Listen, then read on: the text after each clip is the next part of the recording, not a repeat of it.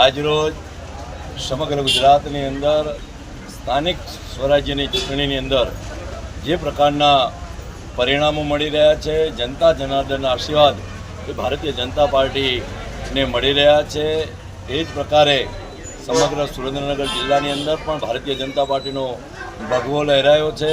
મારી 60 દસાડા વિધાનસભા ક્ષેત્રની અંદર પાટડી, લખતર, લીંબડી ત્રણેય તાલુકા પંચાયતની અંદર ભારતીય જનતા પાર્ટીનો ભગવો લહેરાયો છે. ભારતીય જનતા પાર્ટીની સત્તા મળી છે અને એ જ પ્રકારે જિલ્લા પંચાયતની પણ પાટડીની 5 સીટ, લખતરની 2 સીટ અને લીંબડીની પણ 2 સીટો એ ભારતીય જનતા પાર્ટી જ્યારે જીત્યું છે ત્યારે સમગ્ર 60 દસાડા વિધાનસભા વિસ્તારના જનતા જનાર્દનનો ખૂબ ખૂબ આ તકે આભાર માનું છું અને મારા ચૂંટાયેલા પ્રતિનિધિઓ એ જનતાની સેવા કરીને 5 વર્ષ સુધી સતત એમની સેવા કરી.